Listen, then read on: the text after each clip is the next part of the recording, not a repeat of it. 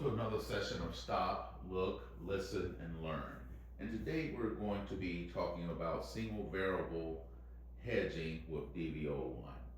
And essentially what we're going to be looking at is a situation where a trader takes a position in, say, a fixed income security, and they want to hedge that position with a position in another fixed income security. And so let's jump right in by looking at an example that will illustrate how this hedging process works. So we're going to start off by assuming that there are two bonds out there, bond 1 and bond 2, and we can see the specifics relating to each of the bonds. They both have a face value of $1,000. Bond 1 has a coupon rate of 5% and a maturity of 15 years, and right now it has a yield to maturity of 4.5%. And we're assuming that these are annual paid bonds.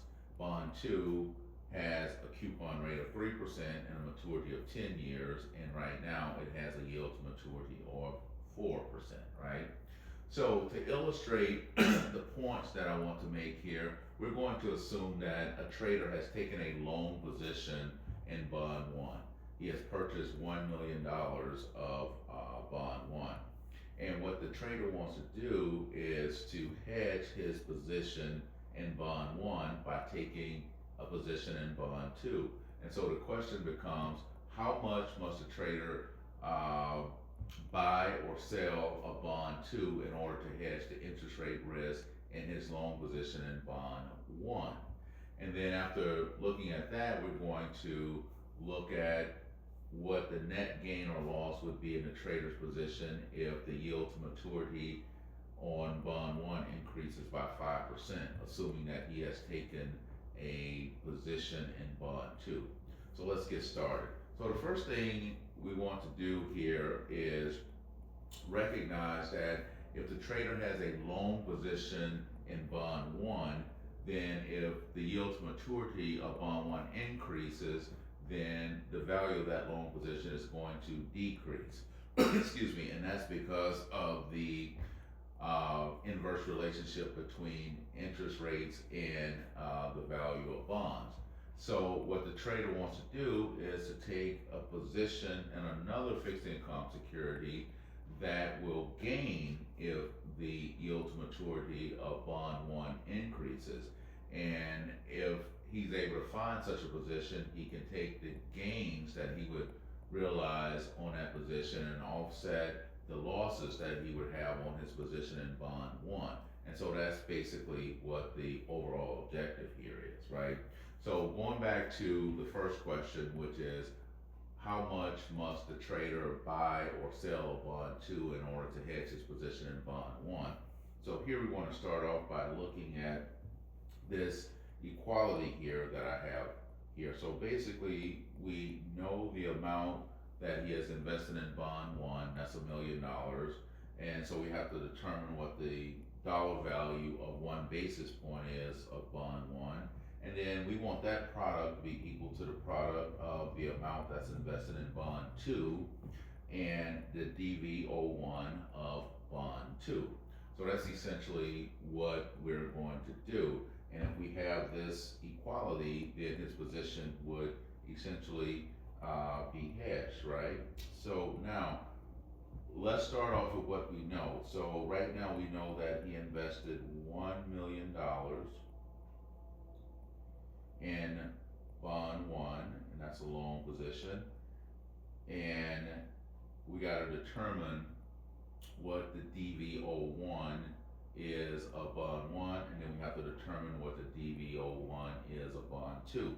So let's look at that. So with respect to bond 1, if you take your calculator out and put in these metrics, so for future value $1,000, payment $50, $50, in, or the time of maturity is 15, and then I is 4.5%, and then compute the present value, what you'll see is that you will get a value for bond 1 of this amount here, $1,053 and 69.773 cents. So I took it out to 5 decimal places there, right?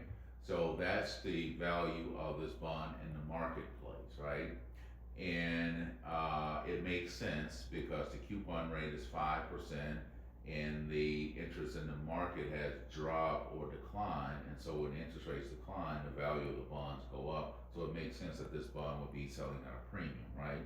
Now, the convention or the standard that has emerged in the marketplace when you're determining the DV01 is to reduce the yield to maturity by 1 basis point, and then look at the change in the value of the bond based on that reduction of 1 basis point. So what we're going to do is we're going to reduce the yield to maturity from 4.5% to down to 4.49% of 1 basis point. And when we do that, we see that the price of the bond increases to $1,054.80936. And the DV01 is essentially the difference between the value of the bond when the yield to maturity is 4.49% and the value of the bond when the yield to maturity is 4.5%. And that difference there is $1.11163. So that would be the dollar value of a basis point. So what that means in layman's terms is that if the yield to maturity declines by 1 basis point, then the value of this bond will increase by $1.11163.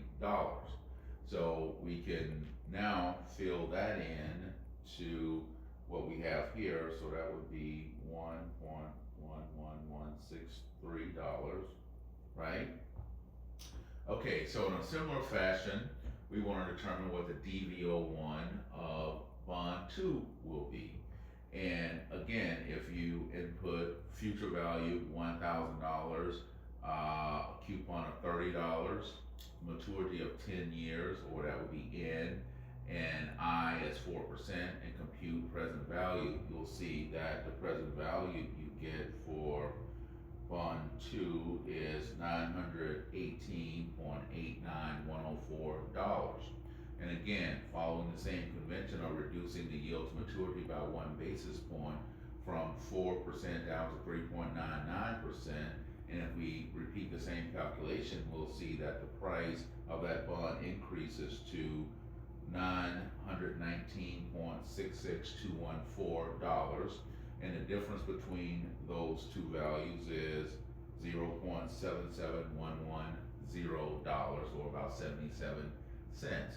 So that means that if the yield to maturity of bond 2 declines by 1 basis point, the value of that bond is going to increase by about 77 cents, if you will. So now that we have that, we can place that here, now that we know that, right? So now the only thing we have left to determine is the amount that the trader needs to invest in bond 2 in order to hedge his position. And so essentially what we're going to do is we'll do some simple algebra here. So we'll have the $1 million here, and then that'll be multiplied by the DV01 of that bond, and then we're going to divide both sides by the DV01 of bond 2, which we just determined, which is this amount here, right? And then that is what the amount, that will give us the amount of bond 2 that that the seller needs to buy or sell in order to hedge his position. And if you do the arithmetic here, what you find is that this amount here turns out to be 1441615.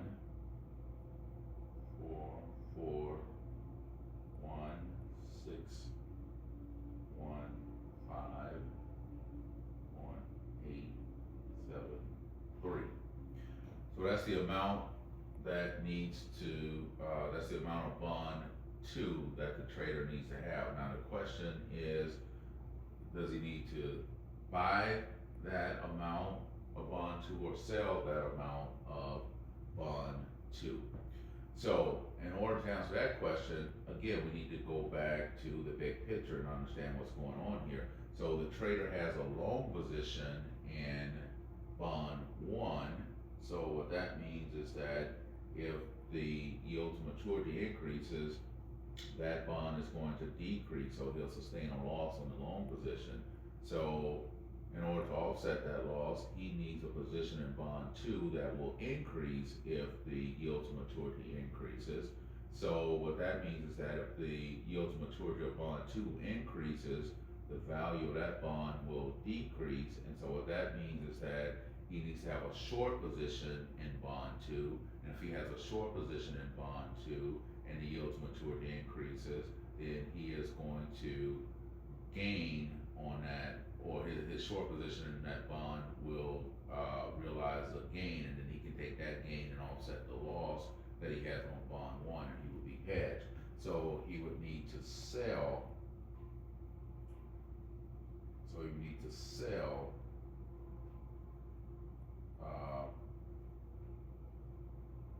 this amount of bond two in order to hedge his position, right? So that's the first question that we've answered. So he needs to take a short position in $1.441615.83 million of bond two in order to hedge his long position in bond one. And the reason he has to take a greater position in bond two is because the DV01 of bond two is less than the DV01 of bond one. And so the 1.11163, when that's divided by a number that's less than one, then that quotient is going to be greater than one. And so that's why you have him investing more in bond two. Okay, so now that we have that, we want to look at what would his net profit or loss be if the yield to maturity on bond one increases by, say, 5 basis points, right?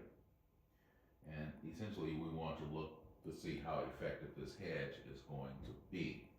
So let's start off by looking at, so for bond one, we have a DV01 of 1.11163, and if the yield to maturity increases by 5 basis points, then that means that one bond is going to decrease by $5.55 $815, right? And we have a position of $1 million in bond one, so that would be $1 million times 5.55815, and then we're going to divide that by 1,000. That's the face value. And then that's going to give us 5.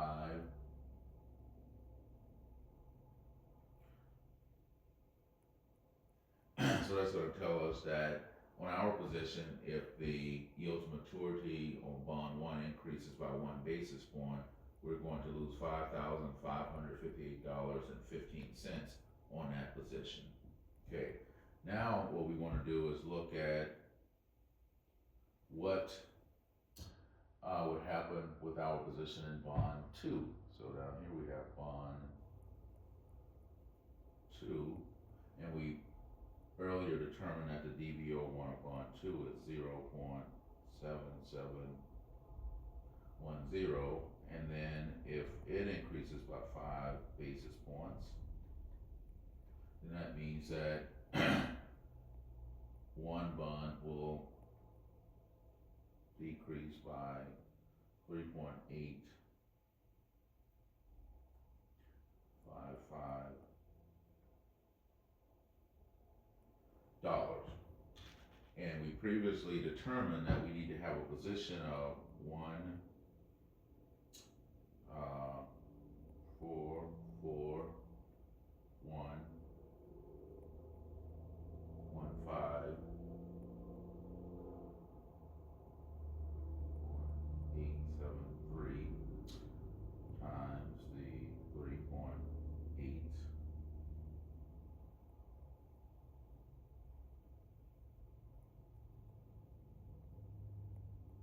And again, we're going to divide that by 1,000, which is the face value.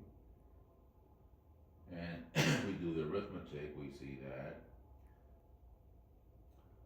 this value of this bond will decline by the same amount if its yield to maturity increases by 1 basis point. Now the key point here is that we have a short position in bond 2, so if its value decreases by $5,558.15, then that means we're going to gain, because we have a short position, and we can take that gain and offset our loss on the long position in bond 1. And when we do that, we'll see that we are fully hedged, right?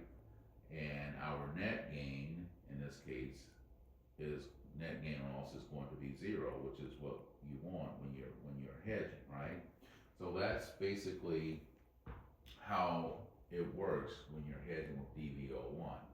Now, one major assumption that we have made here without stating it is that if the yield to maturity on bond 1 increases by 5 basis points or 1 basis point or 10 basis points, whatever the case may be, that the yield to maturity of bond 2 will also increase by exactly the same amount.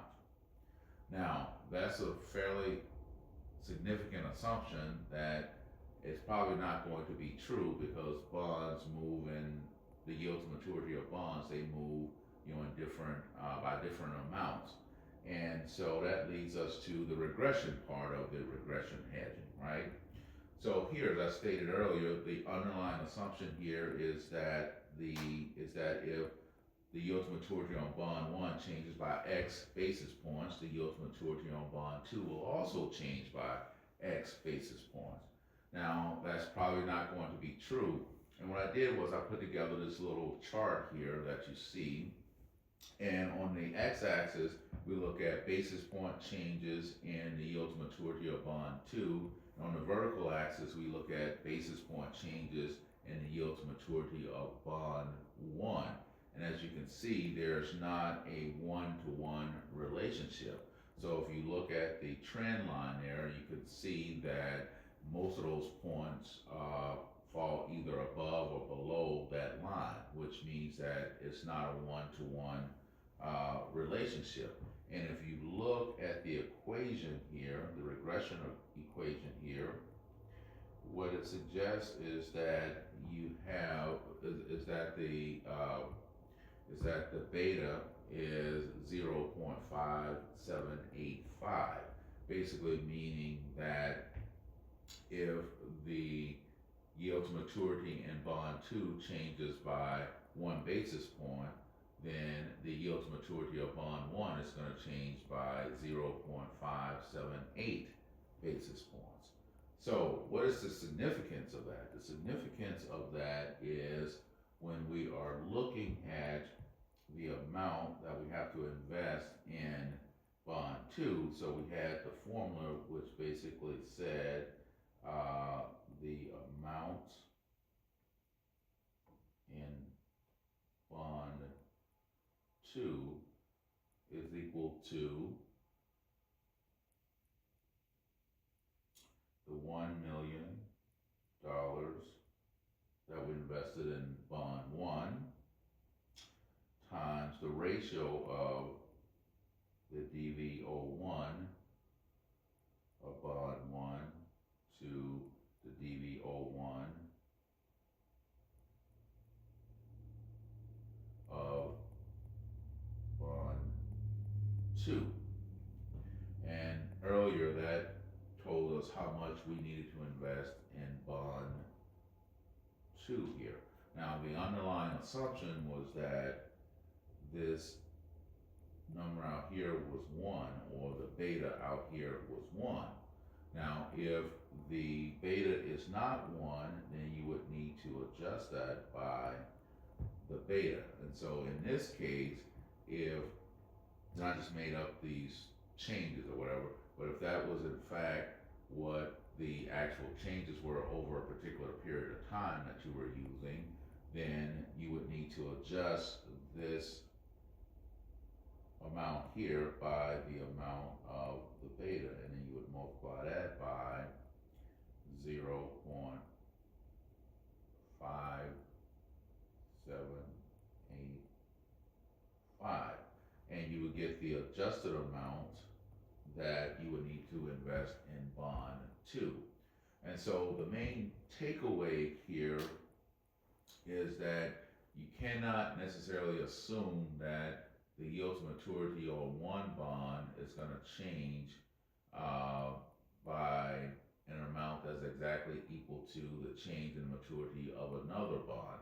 So if you are going to be using one bond to hedge your position in another bond, you really need to have some sense of the relationship or the correlation between the changes in the yield to maturity of those two bonds. And so you need to go back through time and look at how the yield to maturities on those two bonds changed over time. And then you can run a regression analysis to get a sense of what the beta would be. And then when you determine how much you need to buy or sell of the hedging bond, then you need to adjust that amount by up or down by the beta. So in this case here, the amount invested in bond 2 would be adjusted downward because the beta is less than 1.